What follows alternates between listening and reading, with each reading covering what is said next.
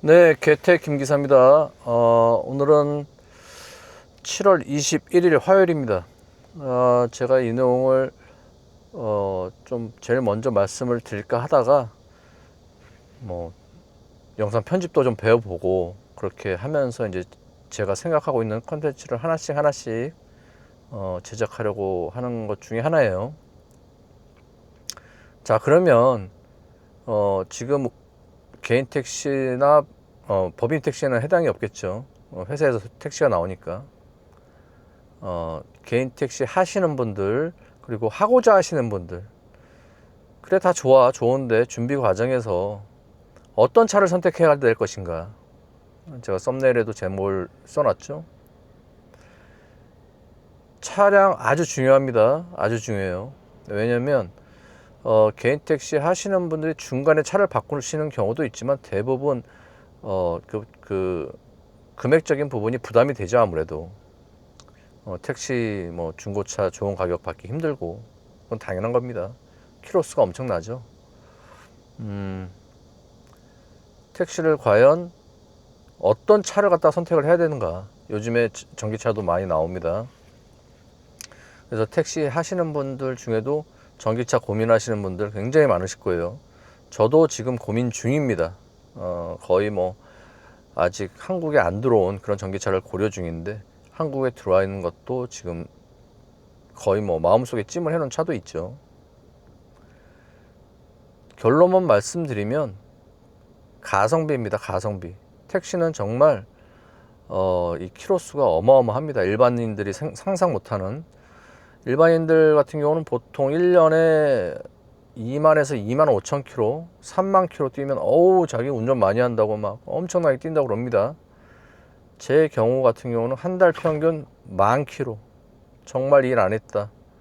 8,000킬로에서 8,500, 뭐 9,000. 거의 보면 평균적으로 10,000킬로를 뜁니다. 법인 때도 그랬고, 개인 택시 할 때도 그랬고, 그렇고, 제가 미국에서 우버 할 때는 더 했습니다. 그 당시는 하루 평균 550에서 600킬로를 뛰었어요.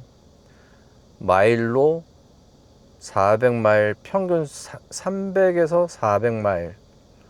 300마일이면 키로수로 따지면 480킬로입니다. 상당히 주행 거리가 길어요. 그래서 아유, 말 진짜 많네. 결론만 얘기해줘. 저의 선택은 전기차입니다. 전기차. 그렇지만 제가 이 영상을 왜 올리냐, 개인 택시 같은 경우 한 번 선택하면 7년입니다. 그리고 지금 전기차가 9년에서, 아니죠, 7년이 아니라 법인차가 7년이고 개인 택시가 9년입니다. 9년. 제가 말 잘못했, 죄송합니다. 9년인데 전기차는 11년인가 12년으로 지금 법안을 뭐 바꾼다는, 뭐 등록한다는 그런 말이 있습니다. 정말 그렇게 해야 돼요. 뭐 가격 부담도 있고 전기차 정말 고장 안 납니다. 어떤 차들은. 왜 전기차를 선택을 하느냐? 당연히 가성비입니다. 옛날에 같은 경우는 이제 그 가스값이 굉장히 쌌죠. 그 기름값 대비. 지금도 사실 쌉니다. 그렇지만 이 가스값에 제 생각에는 3분의 1밖에 안 된다고 봐요. 전기차는. 제가 월 평균 지금 1000리터 왔다 갔다 합니다. 지금 3월달 1000리터 넘게 쓰고, 4월달 안 되고, 5월달 1000리터 넘고, 6월달 1000리터 넘었어요. 저는 주행거리가 상당히 길죠. 일하는 날도 많고. 뭐 어르신분들은 아유 작작 좀 해라, 좀 너 그러다 죽는다, 이런 말씀 하시는데 알고 있습니다. 근데 뭐 제가 미국에서 오랫동안 해온 그 당시에는 뭐 한국 이 키로수는 아무것도 아니에요. 정말 죄송한 얘기지만, 정말 열심히 하시는 분들께 죄송한 얘기지만, 뭐 자랑이 아니라 정말 땅이 넓기 때문에 상당히 거리수가 많습니다. 하루에 900km 뛴 적도 있어요. 어찌됐든 왜 전기차냐, 한번 알아보셔요. 전기차가 가격이 거의 2배지만 결과적으로 가스가 1년에 1,000만원가량 들어가고, 전기차는 1년에 쓰면 뭐 제가 알기로는 저처럼 일한다고 해도 400에서 최대 500 이상 절대 안 될 겁니다. 전기 충전비가. 그리고 이 내연기관 차 같은 경우는 매달 정비소에 가서 기본적으로 해야 되는 게 있죠. 엔진오일 갈고 뭐 전기차 같은 경우는 제 생각에는 뭐 타이어 정도 보고 뭐 가끔 들어오시는 분들 봤어요. 왜 들어오시는지 뭐 이유는 다 있겠지만 거의 안 들어옵니다. 정비소에. 그 하루 진짜 신경 써가지고 가서 어쩔 때는 제가 게으르다고 했죠. 엔진오일 가는 것도 짜증나요. 아, 조금 더 쉬고 싶은데, 조금 더 게임도 하고 뭐 드라마도 보고 싶은데 못 봅니다. 지금 유튜브 시작해서 지금 제가 좋아하는 드라마 김부장도 지금 못 보고 있어요.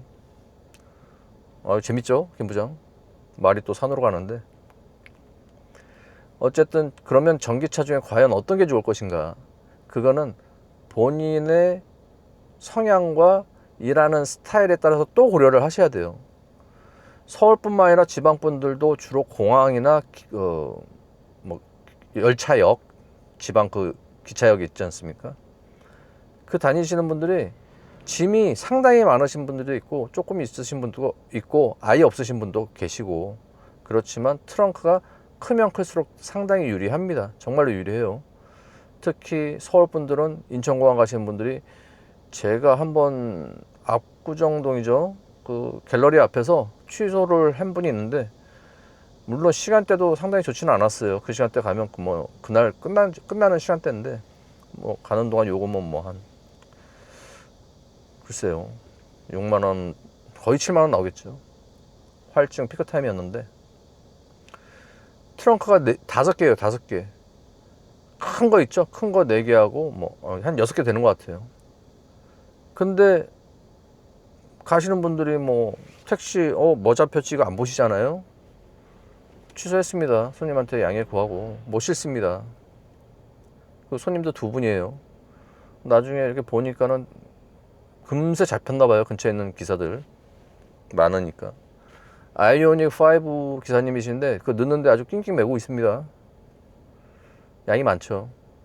그 손님 같은 경우는 사실 벤티급을 시켜야 되는데 좀 그런 분들 많아요. 미국에서도 그랬어요. 제가 최고 기록이, 제 차가 렉서스 ES300H, 렉서스 ES300H인데 하이브리드, 트렁크 6개 실은 적 있어요. 여자 2명이. 아주 개념 없죠. 거부를 할 수가 없었어요, 그 당시. 왜냐면 공항에서 대기를 4시간 했는데 그 번호표가 빠지면 공항 다시 들어가면 다시 줄 서야 돼요. 제 기호로는 아마 11불인가 12불 나왔어요. 속으로 아주 그냥 욕 나오죠. 어쨌든 말이 또 산으로 가요. 또 산으로. 아, 정말 그 제가 대본이 없으니까 이래요. 그냥 이해해 주시기 바랍니다. 본인들의 성향과 그 전기차 얘기하다 말았는데, 그 공항발이 많이 하시는 분들은 트렁크가 큰 차, 특히 뭐 EV5 잘 나왔다고 그러더라고요. EV5, EV6 인기 좋죠.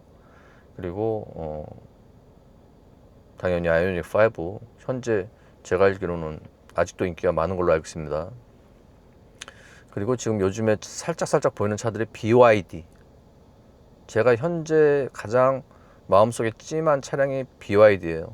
BYD C라는 브랜드가 있고 C-라이언 7인가요? 그게 있는데, C-라이언 7 같은 경우는 이제 공항 전문 하신 분들 너무 좋죠. 크고. 근데 저는 공항 전문이 아니라 시내 전문입니다.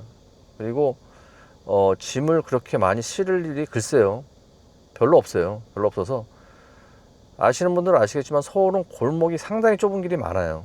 그거를 고려해서 저는 웬만하면 세단형 EV 계열이면 EV4가 좋겠죠. 근데 차 가격이 좀 세요. 비쌉니다. 그래서 저는 지금 현재 기다리는 거는 중국 그 지커 차량이 지금 한국에 들어와서 판매가 시작을 한 걸로 알고 있는데, 그거 세단형을 기다리고 있어요. 그리고 여러분들이 택시를 하심에 있어서 신체 조건이 다들 틀리시죠. 어떤 분들은 뭐 너무 비대하셔가지고 뚱뚱하셔서, 어떤 분들은 키가 진짜 크셔가지고, 그분들 세단 못 하세요. 4시간만 해도 막 저리는데요. 다리가 저리고 막 허리도 뻐근하고 좁아가지고 작아가지고. 그런 분들은 당연히 서울이 아무리 골목이 좁아도 큰 차를 하셔야겠죠. 그 뭐 본인의 성향 문제가 아니라 무조건적인 선택을 큰 차로 하셔야죠. 제가 지금까지 택시를 서울에서 하면서 2년가량 조금 넘었죠, 살짝. 굉장히 작은 차를 한 번 본 적 있어요. 개인 택시 분이신데 가맹인지 비가맹인지는 기억이 안 나고, 그 무슨 차인지 그게 그 모닝급 있잖아요. 스파크 그런 사이즈로 하시는 분이 한 분 계십니다. 몇 년 되셨나 봐요. 유일하게 한 분인 걸로 알고 있습니다. 제가 알기로는 한국 그 택시 시장이 중형 택시가 나온 게 80년대 중반으로 알고 있습니다. 85년인가 6년도인가. 그걸 네가 어떻게 자세히 알아? 제 아버지가 그걸 최초로 뽑으셨어요. 제가 아버지 특집을 한번 영상을 찍는다고 했죠? 그게 오늘 새벽입니다. 오늘 새벽에 영업 끝나고 아버지 특집을 한번 영상을 제작할 겁니다. 그 이유가 있어요. 오늘 아버지 생신입니다. 어찌됐든 말이 또 계속 길어지는데, 필요한 것만 알아서 들으시면 됩니다. 가스 차량은 선호하시는 분들은 아유, 전기차 충전할 데가 없다, 그리고 뭐 편하다, 아무 때나 충전할 수 있고. 글쎄요, 저보다 하루 그 키로수 평균 300에서 350, 많으면 400km 뛰시는 기사님들이 과연 법인 택시 회사분들 포함해서 과연 몇 분이나 계실지 모르겠습니다. 제 생각에는 10% 정도로 봅니다. 개인 택시 하시는 분들도 마찬가지 10% 정도로 봐요. 그렇게 많이 뛸 일이 거의 없습니다. 하루 평균 300에서 350km면 너무 피곤해가지고 이제 집에 들어가셔야 될 거예요. 그게 평균적으로 10시간에서 때로는 12시간이 걸릴 수가 있습니다. 중간중간 오래 쉬시는 분들은 키로수 작지만은 어쨌든 뭐 당연히 멈추면 키로수가 멈춰 있죠. 한번 충전하고 가스 충전하면 아무 지장 없어요. 요즘에 EV3 같은 경우도 뜬 이유가 한 번 충전으로 뭐 500km 간다고 그러죠. 근데 비싸요. 차가 비쌉니다. 그래서 뭐 인기가 살짝 시작했다가 말았고, 뭐 쌍용에서 바뀐 KGM 차 있죠. 그 차량도 하이브리드 살짝 처음에 인기 있다가, 왜냐면 10년 뭐 저거에다가 보증인가요? 그 10년 보장인가 보증인가 그거에다가 100만 킬로, 아주 좋은 조건이죠. 거기에 들어가는 배터리죠. 배터리, 영어 발음은 배럴인데 이거 했다간 욕 먹습니다. 배터리라고. 어찌됐든 그 KGM 차량도 상당히 좋아요. 상당히 좋고 가격도 좋게 나온 걸로 알고 있습니다. 그 차량도 선호하시는 분들 뭐 괜찮다고 봅니다. 연비도 괜찮게 나오는 것 같아요. 그리고 뭐 그랜저 선호하시는 분들, 가스 소나타, 제 거는 일반 소나타 아닙니다. 1.8이 아니라 2.0인데 은근히 차이가 있어요. 은근히. 어떤 분은 뭐 매출에 뭐 소나타는 10%도 안 된다, 뭐 그거는 그 지역 상황인지 몰라도 이 서울 지역은 워낙에 그 섰다 출발 뭐 아시는 분은 아시겠지만은 신호도 길고 신호가 짧은 데는 정말 100m마다 있습니다. 100m마다 계속 있어요. 막 신호가 6개 8개 막 이렇게. 당연히 고속주행으로 계속 꾸준히 달리면 연비 좋아요. 소나타도, 그랜저도 그렇습니다. 그렇지만 이 가스차 소나타 2.0 요즘 거가 좀 더 잘 나가는 걸로 알고 있어요. 신형 소나타. 매출 대비 한 15, 많이 나올 때는 뭐 20%는 절대 안 됩니다. 15 한 15 아니야. 한 12, 3% 나오는 것 같아요. 12, 3% 매출에서 가스값이.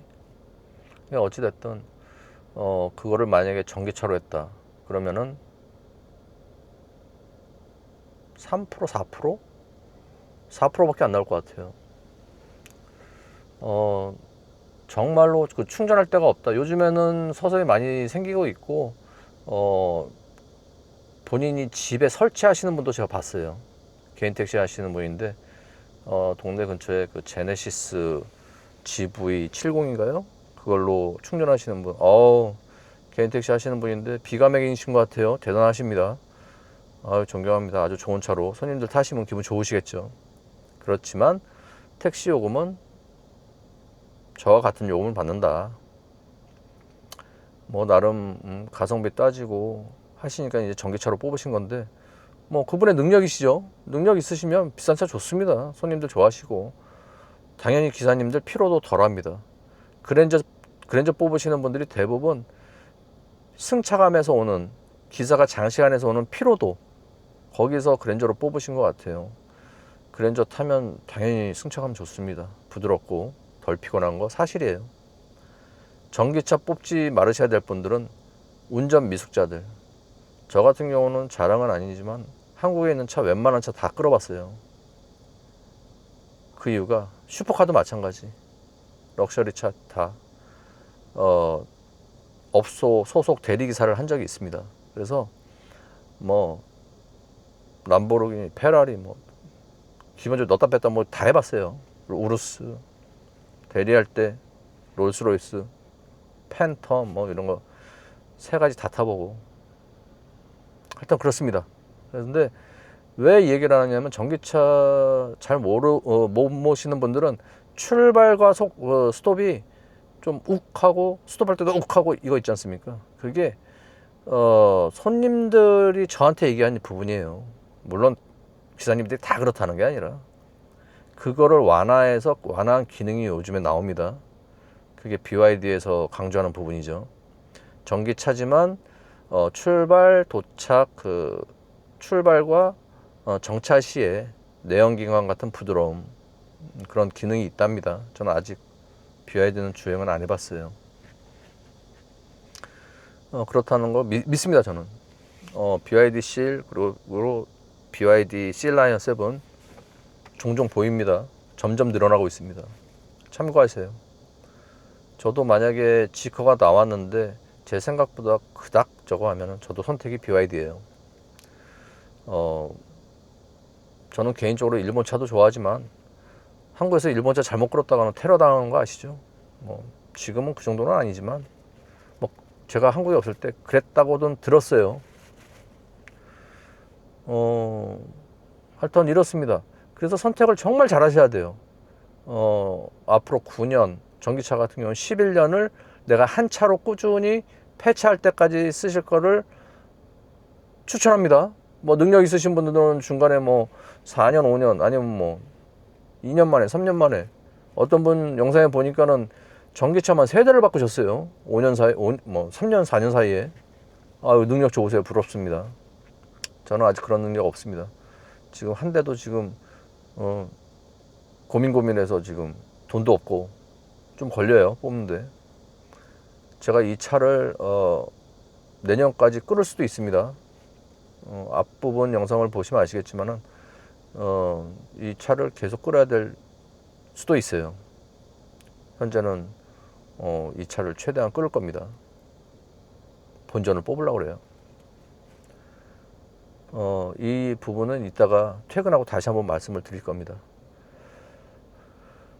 차 선택 정말 잘 하시고요. 웬만하면은 중고차는 인계를 받지 마세요. 중고차 컨디션이 아무리 좋아도 이것저것 중고차는 돈이 들어가게 돼 있습니다. 때로는 차 할부금보다 더 많이 들어가요. 네. 그래서 처음 하시는 분들, 처음 택시를 하시는 분들, 일반 운전할 때 초보 운전자가 무슨 좋은 차를 타, 뭐 이런 선입견들이 있죠. 옛날에 개인 택시는 틀립니다. 이미 운전 초보가 아니에요. 영업으로 처음 하시는 거지.